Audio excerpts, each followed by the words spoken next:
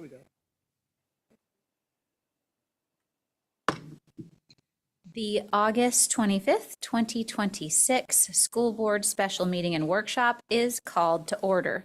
Ms. Tresky, please call the roll. Mr. Cherry. Here. Mr. Cackness. Here. Ms. Littlepage. Here. Ms. Quintana. Here. Ms. Trigg.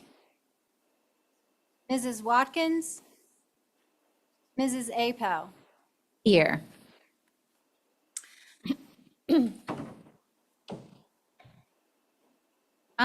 Thank you all to all those attending the meeting in person and those that are joining us via the RCPS YouTube channel this evening. The next item of business is the approval of the agenda. Is there a motion and a second to approve the agenda as presented? So move. Moved by Ms. Quintana, seconded by Mr. Cherry. Is there any discussion? Hearing none, all those in favor say aye. Aye. Any opposed, say no. And the motion carries. The agenda is approved. Let's move on to our next agenda item, the consent agenda. Is there a motion and a second to approve the consent agenda as presented? So move. Second. Moved by Ms. Quintana, seconded by Mr. Cherry. Is there any discussion? Hearing none, all those in favor say aye. Aye. Any opposed, say no. The motion carries and the consent agenda is approved.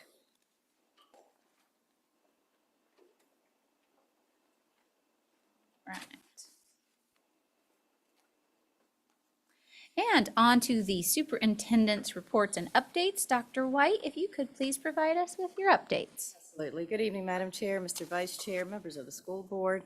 This evening, we're bringing forward 2 items for your information and consideration: approval of the annual Standards of Quality Compliance Verification Report and a cybersecurity update. Now, before we get to our agenda items, a few highlights and items for the board's information. But we're off to a strong start, and I want to thank everyone who's played a role in welcoming our students back to school. And while there is much to celebrate, we also know that our work is never finished. We must continue refining our processes, reinforcing important messages, and addressing any issues that may arise. And so we're going to stay focused, we're going to keep moving forward and working together to start our school year the same way that we intend to finish it, and that is strong, united, and centered on what matters most, and that's our students. And we're excited to once again partner with Roanoke County and Salem City Schools to host our annual Regional College Fair on Tuesday, September 15th from 6 to 8 p.m. at Patrick Henry High School. Now, whether you are already planning for college or just beginning to explore future possibilities, this event is a valuable opportunity to speak directly with representatives from colleges and universities across Virginia and the nation. So I encourage all of our high school students and families to attend, because conversations about the future can start long before your senior year. So registration information is available on our website and on social media channels as well. I also want to invite our entire community to join us for the Preston Park ribbon cutting, yay, and dedication ceremony. It's Thursday, September 10th at 3:30 p.m. This event marks the culmination of years of planning, investment, and excitement, and we are thrilled to officially celebrate this beautiful new school with the families and with the neighborhood that it serves as well. So following the ceremony, community members will have the opportunity to tour the building, purchase commemorative bricks from the original Preston Park as a part of a PTA fundraiser, and view items from the school's original time capsule alongside the new treasures that will be sealed away for future generations to discover in 2040. Where will you be in 2040? Oh, my God. I know, right? So it'll be a special opportunity to honor Preston Park's rich history while celebrating its bright future as well. So I also want to remind our families that tomorrow is the first Central Council PTA meeting of the school year. The meeting will begin at 5:30 p.m. at the Community Empowerment Center. And I strongly encourage every family to join their school's PTA, attend PTA meetings throughout the year, and participate in the monthly Central Council PTA meetings. Family engagement is one of the strongest predictors of student success, and our PTA is an important partner in supporting this success. So many members of our team will be there to share updates, answer questions, and most importantly, listen to our families as well. Also, as you know or may know, the Virginia Department of Education released statewide assessment results for the 2025-2026 school year today, and RCPS saw gains in advanced mathematics and social studies, steady reading performance overall, growth in third grade reading that supports our strategic plan goals, and more students achieving pass advance in reading. And while there is still a lot of work to do, we know that, these results reflect the impact of our focus on high-quality instruction and ensuring that every student is known by name, need, and strength. And so we'll be bringing forward to you, to the school board, our full annual student performance report in October, following the release of this year's school performance and support framework data, so that we can have a full, robust discussion about the data. And finally, I would be remiss if I did not acknowledge the passing of Dolly Parton. And so, like so many around the world, we are saddened to learn of her death today, and our thoughts are with her family and friends and countless lives that she touched through her music, her philanthropy, and a belief in the power of literacy. And here in Roanoke, we are especially honored to help carry forward her legacy through the Imagination Library of Roanoke. And this afternoon alone, we have received an incredible outpouring of support from community members wishing to make donations, and local businesses interested in hosting donation drives, and families asking how they can enroll children in our program. So that response is a testament to the impact that Dolly Parton had and made to the generosity of the community. So as we remember her today, there is perhaps no better tribute than continuing the work that she cared so deeply about, putting books into the hands of children and helping foster a lifelong love of reading. And we are grateful for the community's support and look forward to honoring her memory by ensuring her legacy continues to make a difference for Roanoke's youngest learners for years to come.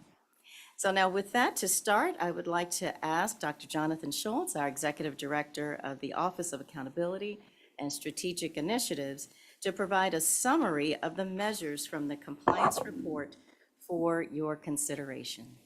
Dr. Schultz. Thank you, Dr. White. Good evening, everyone.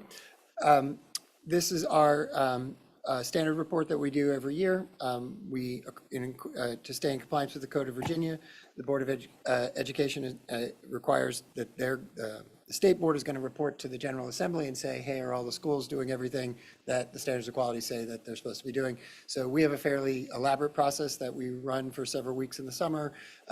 Andrew Hartman, our Director of System and Data and Reporting, organizes it for us, which involves speaking with, connecting with the leaders of all the different departments to make sure that we are certifying that we've checked off everything. We can check off that we've met all the requirements for the standards of quality. So that could be things like, do we teach the standards of learning? Do we hire enough teachers according to the standards of quality? Are our secondary principals 12 months, things like that. So we've got to go through all of those pieces. So we've gone through that process.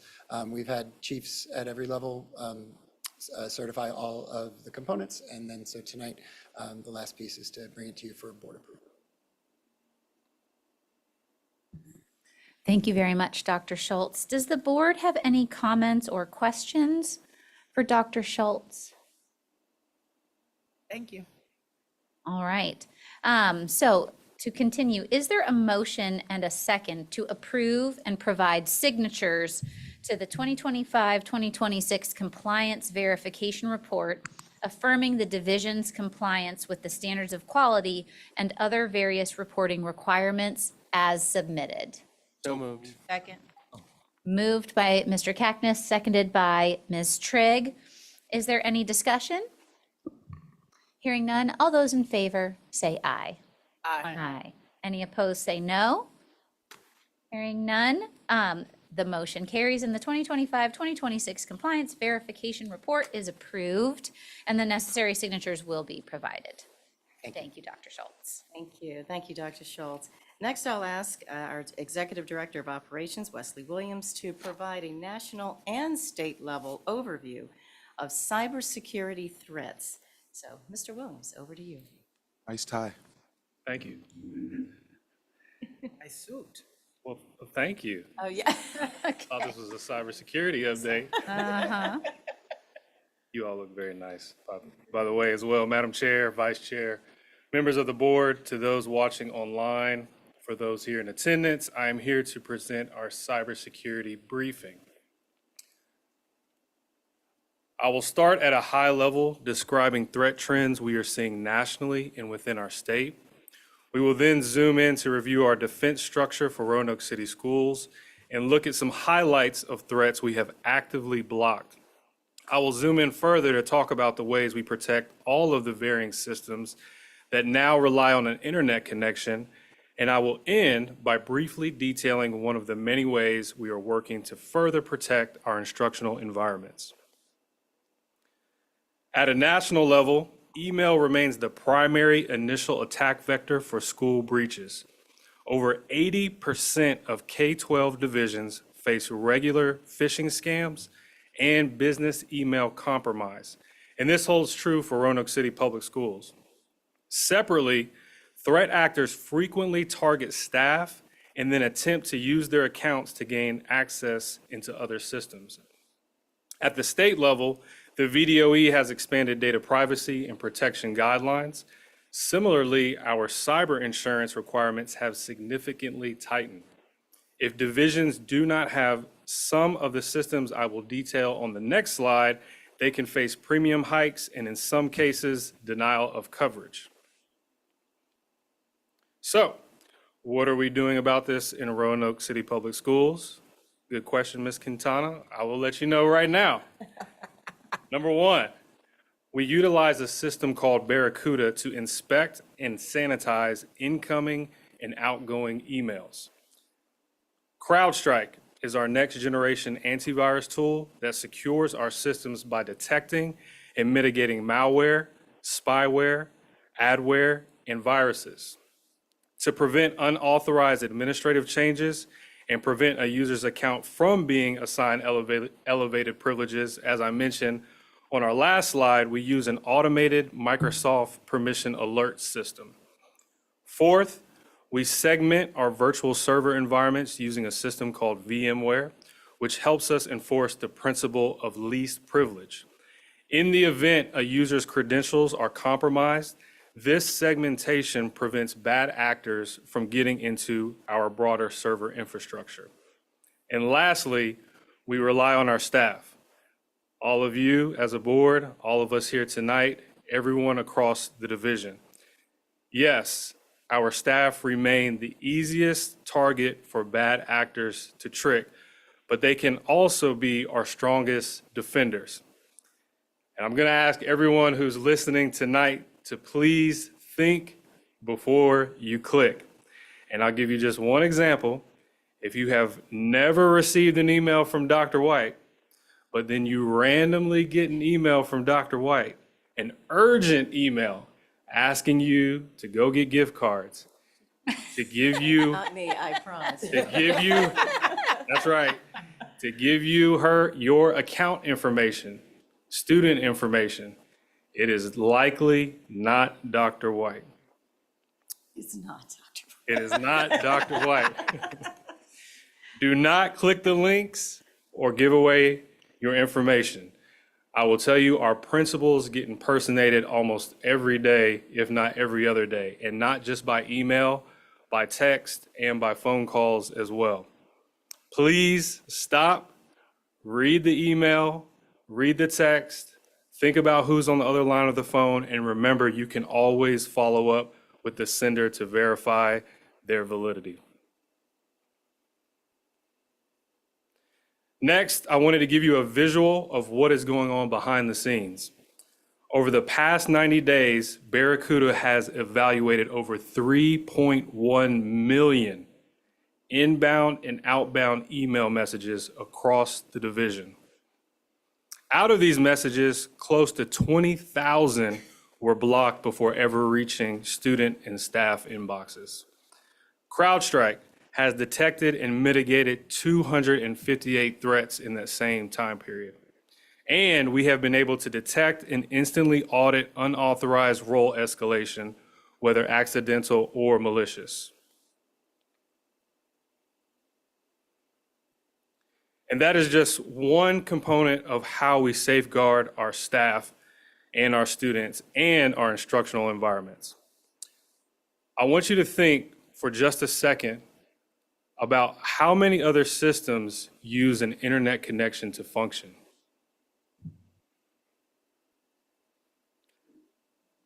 Cybersecurity is what we do to protect our computer systems, and information security is what we do to protect our personally identifiable information. This happens across any system that connects to the internet here in our division. We have a responsibility to protect and secure non-traditional IT hardware, such as vape detectors, camera systems, our huddle system for sports, our HVA systems, and so much more. And we're currently conducting an Internet of Things audit to ensure that we can secure all of these assets. On top of that, we are constantly working to segment these same systems away from other infrastructure to prevent compromised third parties from getting into administrative and student systems. And as I come to a close, I want you to know that we are also continuing to improve the way we protect our instructional environments. We are currently testing pictograph multi-factor authentication that we plan to use with our students. So rather than receiving a text message or having to use their phone, they can select a picture. So this helps not only with outside threats, but it also will help prevent students getting in other students' laptops because they're gonna have to know what that picture is. And now we realize managing passwords, multi-factor authentication resets, that can cause some friction, and we want to eliminate that.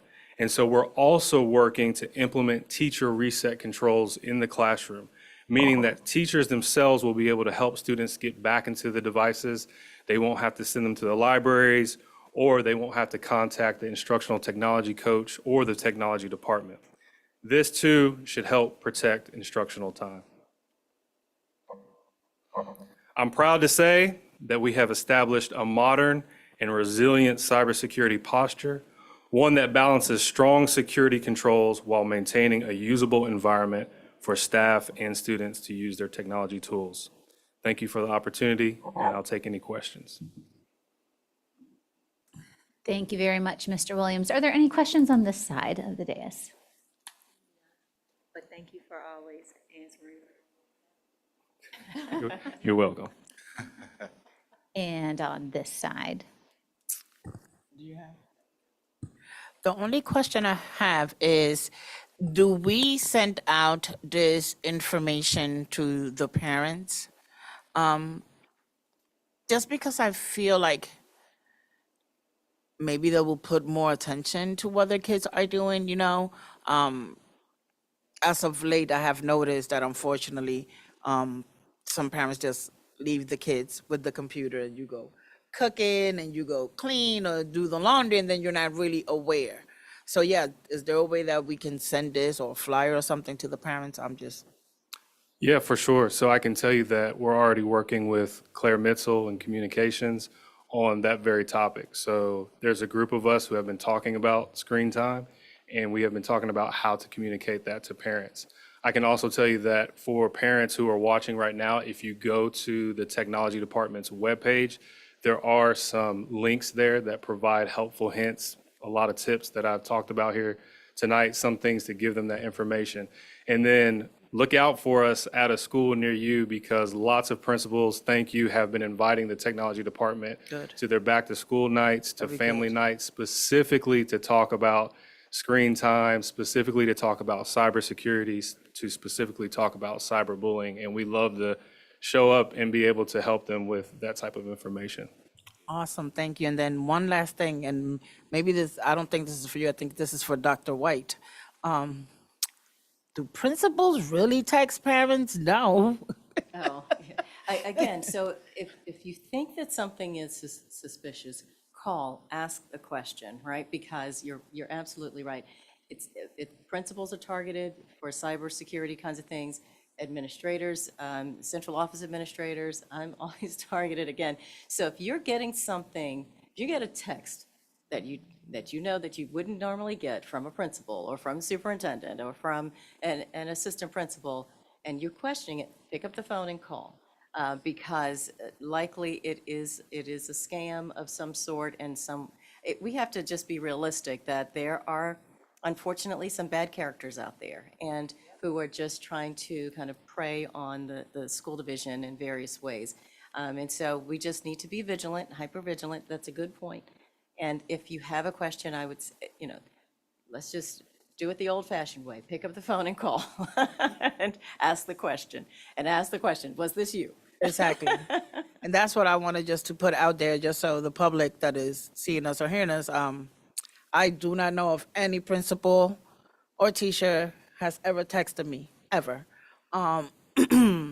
So just pay attention, be aware if this is something that you've never had happen before, please. And thank you, Mr. Williams. But also to piggyback on that, if you do get a text, it's usually followed up with a call, because I do get texts sometimes from the principal, and I have, and it was to follow up and fill out forms. And I knew it was a mass text because I had already done the forms, but it was also a phone call that follows up with it. And we Parents do, don't get we paranoid. do send And out yes, but that robo-texts. There are, some standard text messages that kind of go out. And those things are normal and typical, and Right. you're used to seeing those kinds of things. But if it's outside the norm and it's from someone that you don't typically hear from, then, yeah, I would say, give us a call. Mr. Cherry? No, I had two stories. One, recently, maybe 6, 7 months ago. 6, 7 months ago, got an email at work, and it literally had a link, and it seemed serious, like, hey, we have changed the SOP documents. Click on this link so you can look at the SOP documents. And lo and behold, I was a victim. And it sent out emails to every school division, school district in this state.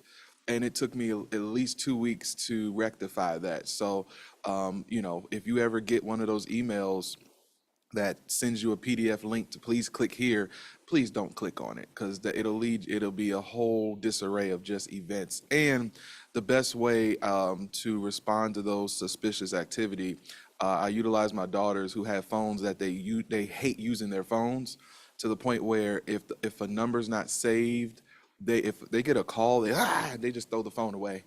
All right, so if you see something that's suspicious, just don't respond to it, and make sure you report it. But thank you for this report. I definitely appreciate it now. There's so much value in cybersecurity. We overlook it, but it's a big piece of our operation, so appreciate that. Yes, and thank you as well. And as someone who's on the technology committee, I always appreciate your enthusiasm and advocacy for cybersecurity and utilizing technology for the betterment of our school division and our students' experiences. Question: What would you say is the best modus operandi for someone who does get a suspicious email or text, whether it's a staff or a parent? I would just add on to what has already been said. I think the easiest solution is contact the school at the numbers that are posted on our webpage. I know it was mentioned, if you get an email and there's a number in there to call, I would pause there. Because again, as Mr. Cherry said, if it is a bad email and you're quick to just click the link, call the number, it could be a number that's leading you down another path. So I would advocate for contacting the people who are real, using the numbers that are posted online and in our communications. Got it. And I know I oftentimes have screenshotted the email and sent it right along. Is this supposed to be? That's what I do. Yeah. So, and ask. And it's important to check that email address. Yes, you are the actual, Because usually there are clues in that email address that will tell you that, wait a minute, this seems off. Hot pot or something like that. Yeah, it'll be way off. Well, we appreciate it, and we appreciate all of the training that you do for our staff and our students in the community on this as well. Thank you, Mr. Williams, and thank you to you and to your team, and for all of our technology steering committees. We've been engaged in this work, and we continue to be engaged in this work to keep our students and our staff members safe as well, and our school system, school division safe. So thank you, Mr. Williams, for that. And Madam Chair, that concludes my report. Thank you very much, Dr. White. And on to the work of the board. So this is our first workshop of the school year, and Vice Chair Cherry and I have been in communication about what the work of the board for the 26-27 school year looks like, and that document will be fleshed out in the coming weeks, so it would be publicly available through board docs during our regular agendas and such for school board workshops. So a lot of the work that we have been focusing on in past years, such as fleshing out our student representatives and that committee, and what does school board member development look like, and making sure that we are engaged and visible in the community to ensure that as a board, we are informed and have good touch points with our division and stakeholders as a whole, and also that we continue to develop as a board so that we can serve our students and division to the best of our ability. And then one item, of course, that will be added for this year on the work of the board that we will talk about and have already talked about regularly is our superintendent search. So that is also part of our work of the board. So this is something that is that we will look at with varying dates and regularity, but those are among some of the topics for the work of the board. And Mr. Chair, did you have anything you wanted to add to that? No, those are topics that we'll be looking into. I know myself and Joyce we've been heavily leaning into board development, so we'll be giving a lot more updates and having more spots where we can kind of give updates to that in these workshop opportunities. So the RFP is live, so I wanted to relay that information. You can go to our website to view that RFP, and I think it'll be out for about a week or so. So that's the update there. Nothing further to report. Great. And to clarify, that's the RFP for the search firm for the superintendent search. And that work has been extensive already on behalf of the board over the past number of weeks. Moving on to reminders and announcements. So we have at the end of August here, we have the State of the City address at Hotel Roanoke. And then we also have a coffee and conversation event in early September, along with our joint city council school board meeting for the fall on September 8th, which also is the same evening as a school board meeting. And then we also have our Preston Park ribbon cutting, and I've never been a part of a time capsule opening. I'm super excited about that. But, and all of that happens before we've even gotten halfway through September. So barely past Labor Day. So you'll also note there's a number of other dates there, like the Mayor's Cup on September 18th and our school board's fall retreat. So just some other events to keep in mind. And as far as moving on to future business, do any board members have any future business items to share? If you know of an upcoming,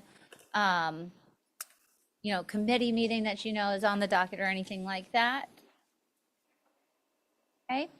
I did want to note that, there are items that aren't on the schedule yet, such as breakfast with Santa or the teacher year dinner that may be upcoming. And also I've been seeing a number of emails lately with VSBA offerings, webinars, some that are virtual or hybrid offerings, and some that are there's been a one or two virtual offerings that are free for board members. So just to keep your eyes out for those and various opportunities for us to develop as a board. All right. So moving on to our closed meeting portion of the evening.